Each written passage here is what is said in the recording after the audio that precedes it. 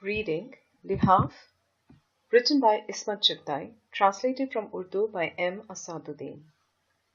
In winter, when I put a quilt over myself, its shadows on the wall seem to sway like an elephant.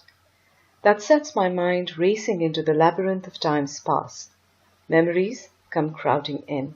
Sorry, I'm not going to regale you with any romantic tale about my own quilt.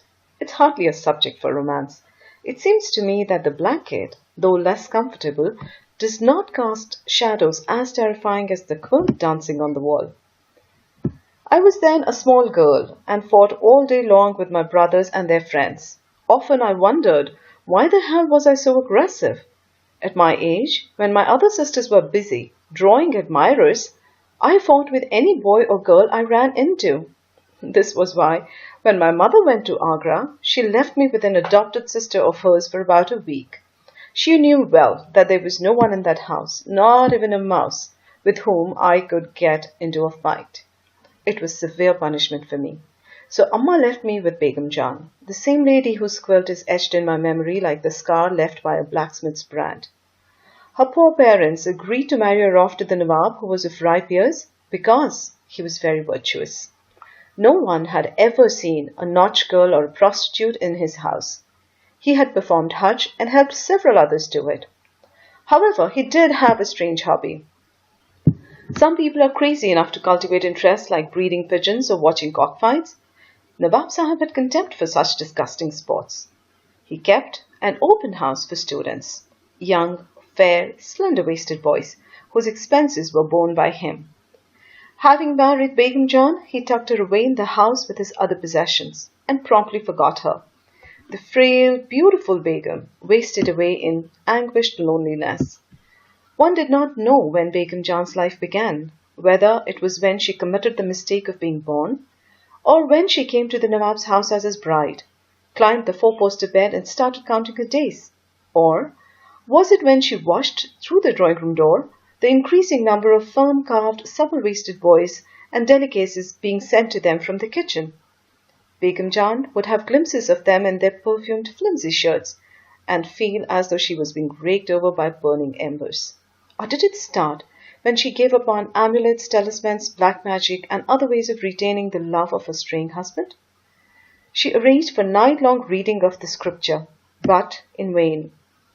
One cannot draw blood from a stone. The Nawab did not budge an inch. Begum Jan was heartbroken and turned to books, but she didn't get any relief. Romantic novels and sentimental verses depressed her even more. She began to pass sleepless nights yearning for a love that had never been. She felt like throwing all her clothes into the oven. One dresses up to impress people. Now, Nawab didn't have a moment to spare for her. He was too busy chasing the gossamer shirts. Nor did he allow her to go out. Relatives, however, would come for visits and would stay for months, while she remained a prisoner in her own house. These relatives, freeloaders all, made her blood boil. They helped themselves to rich food, got warm stuff made for themselves, while she stiffened with cold, despite the new cotton in her quilt. As she tossed and turned, her quilt made newer shapes on the wall, but none of them held promise of life for her. Then why must one live? Such a life as Begum Jan was destined to live? But then she started living and lived her life to the full. It was Rabbu who rescued her from the fall. Soon her thin body began to fill out. Her cheeks began to glow, and she blossomed in beauty. It was a special oil massage that brought life back to the half-dead Begum Jan. Sorry, you won't find the recipe for this oil even in the most exclusive magazines. When I first Begum Jan, she was around 40. She looked a picture of grandeur. Reclining on the couch, Rabbu sat against her back, massaging her waist. A purple shawl covered her feet as she sat in regal splendor, a veritable Maharani. I was fascinated by her looks and felt like sitting by her for hours, just adoring her. Her complexion was marble white, without a speck of ruddiness. Her hair was black, always bathed in oil. I had never seen the parting of her hair crooked, nor a single hair out of place. Her eyes were black, and the elegantly plucked eyebrows seemed like two bows spreading over the demure eyes. Her eyelids were heavy, eyelashes dense. However, The most fascinating part of her face were her lips, usually dyed in lipstick, and with a mere trace of down on her upper lip. Long hair covered her temples. Sometimes her face seemed to change shape under my gaze and looked as though it were the face of a young boy. Her skin was also white and smooth and seemed as though someone had stitched it tightly over her body. When she stretched her legs for the massage, I stole a glance at their sheen, enraptured. She was very tall, and the ample flesh on her body made her look stately and magnificent.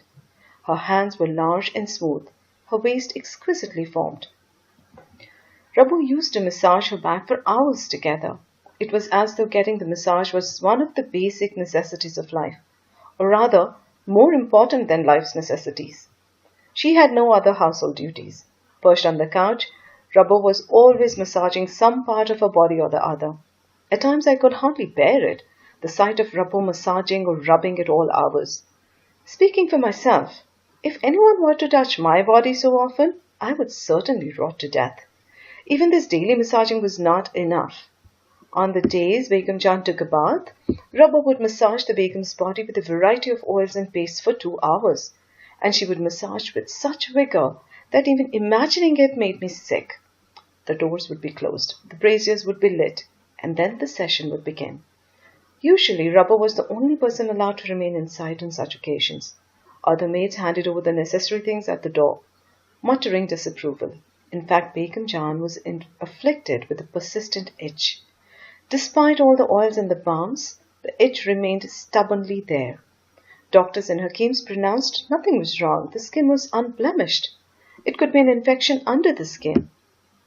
These doctors are crazy. There's nothing wrong with you. It's just the heat of the body, Rabbu would say, smiling while she gazed at Begum Jahan dreamily.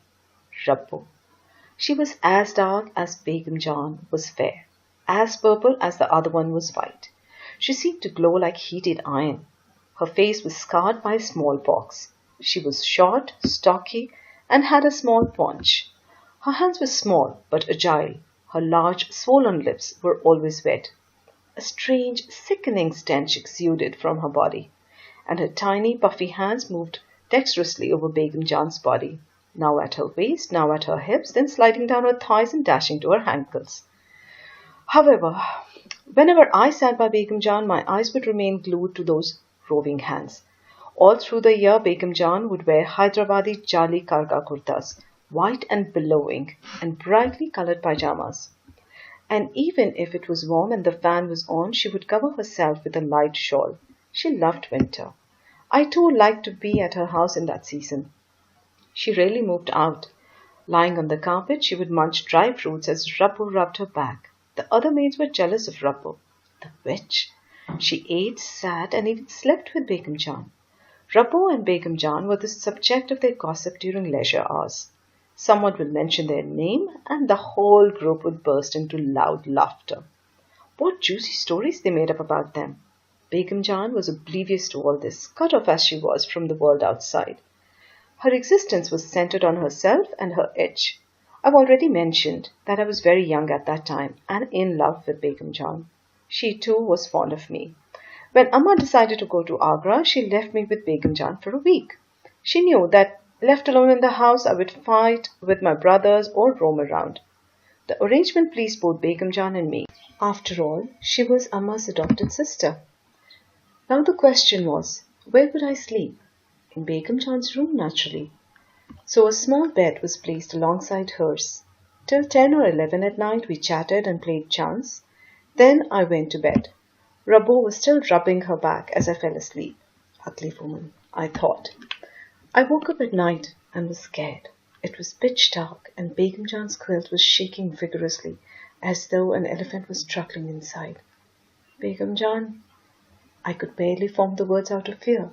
The elephant stopped shaking and the quilt came down. What is it? Get back to sleep. Begum Jahan's voice seemed to come from somewhere. I'm scared, I whimpered. Get back to sleep. What's there to be scared of? Recite the Ayatul Kursi. All right. I began to recite the prayer, but each time I forgot the lines, though I knew the entire ayat by heart. May I come to you, Begum Jahan? No, child, get back to sleep. Her tone was rather abrupt. Then I heard two people whispering. Oh God, who was this other person? I was really afraid. Begum Jahan, I think there is a thief in the room. Go to sleep, child, there is no thief. This was Rubber's voice. I drew the quilt over my face and fell asleep. By morning, I had totally forgotten the terrifying scene enacted at night. I have always been superstitious. Night fears, sleepwalking, sleep talking, they were daily occurrences in my childhood. Everyone used to say I was possessed by evil spirits, so the incident slipped from my mind. The quilt looked perfectly innocent in the morning. But the following night I woke up again and heard Begum Jahan and Rubbo arguing in a subdued tone. I could not hear what they were saying and what was the upshot of the tiff, but I heard Rubbo crying. Then came the slurping sound of a cat licking a plate. I was scared and got back to sleep. The next day Rubbo went to see her son. Begum Jahan had done a lot to help him out, bought him a shop, got him a job in the village, but nothing really pleased him. He stayed with Nawab Sahib also for some time, who got him new clothes and other gifts, but he ran away for no good reason and never came back, not even to see Rubbo. Rubbo had gone to a relative's house to see him. Begum Jahan was reluctant to let her go, but realized that Rubbo was helpless, so she did not prevent her from going. All through the day, Begum Jahan was out of her element. Her body ached at every joint, but she couldn't bear anyone's touch. She didn't eat anything and kept moping in the bed the whole day. Shall I rub your back, Begum Jahan? I asked zestfully as I shuffled the deck of cards. She began to peer at me. Shall I? Really? I put away the cards and began to rub her back while Begum Jahan lay there quietly. Rubbo was due to return the next day, but she didn't. Begum Jahan grew more and more irritable. She drank cup after cup of tea and her head began to ache. I again began rubbing her back, which was smooth as the top of a table. I rubbed gently and was happy to be of some use to her. A little harder. Open the straps, Begum Jahan said. Here, a little below the shoulder. That's right. Yeah, what pleasure. She expressed her satisfaction between sensuous breaths. A little further, Begum Jahan instructed, though her hands could easily reach that spot, but she wanted me to stroke it. How proud I felt. Here, oh, you're tickling me. She smiled. I chatted away as I continued to massage her. I'll send you to the market tomorrow. What do you want? A doll that sleeps or wakes up as you want? No, Begum Jahan, I don't want dolls. Do you think I'm still a child? So you're an old woman then? She laughed. If not a doll, I'll get you a babua. Dress it up yourself. I'll give you a lot of rags, okay? Okay, I answered. Here. She would take my hand and place it where it itched, and I, lost in the thought of the babua, kept on scratching her listlessly while she talked. Listen, you need some more frocks. I'll send for the tailor tomorrow and ask him to make new ones for you. Your mother has left some dress material. I don't want that red material. It looks so cheap. I was chattering, oblivious of where my hands travelled. Begum Jahan lay still. Oh God, I jerked my hand away. Hey girl, watch your hands. You hurt my ribs. Begum Jahan smiled mischievously. I was embarrassed. Come here and lie down beside me. She made me lie down with my head on her arm. How skinny you are. Your ribs are coming out. She began counting my ribs. I tried to protest. Come on, I'm not going to eat you up. How tight this sweater is. And you don't have a warm vest on. I felt very uncomfortable. How many ribs does one have? She changed the topic. 9 on one side, 10 on the other. I blurted out my school hygiene rather incoherently. Take away your hand. Let's see. 1, 2, 3. I wanted to run away, but she held me tightly. I tried to wriggle out, and Begum Jahan began to laugh loudly. To this day, whenever I'm reminded of her face at that moment, I feel jittery. Her eyelids had drooped, her upper lip showed a black shadow, and tiny beads of sweat sparkled on her lips and nose despite the cold. Her hands were cold, like ice, but clammy, as though the skin had been stripped off. She had put away the shawl, and in the fine karga kurta her body shone like a ball of dough. The heavy gold buttons of the kurta were open and swinging to one side. It was evening, and the room was getting enveloped in darkness. A strange fright overwhelmed me. Begum Jan's deep-set eyes focused on me, and I felt like crying. She was pressing me as though I were a clay doll, and the odor of her warm body made me almost throw up. But she was like one possessed. I could neither scream nor cry. After some time she stopped and lay back exhausted. She was breathing heavily and her face looked pale and dull. I thought she was going to die and rushed out of the room. Thank God, Rabbo returned that night. Scared, I went to bed rather early and pulled the quilt over me, but sleep evaded me for hours. Amma was taking so long to return from Agra.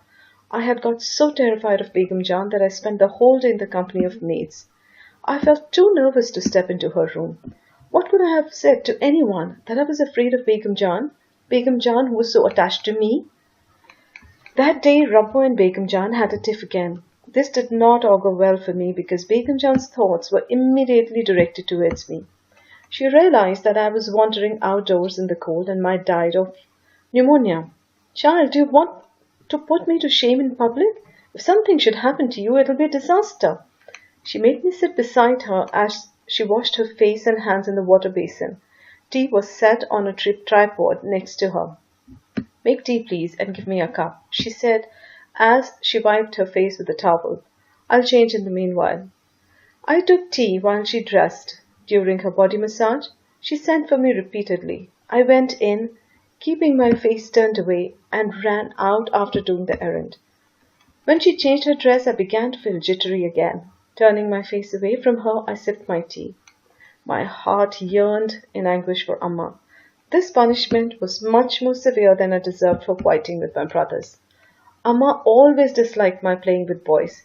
Now tell me, are they man-eaters that they would eat me up? Who are those boys? My own brothers and their little friends.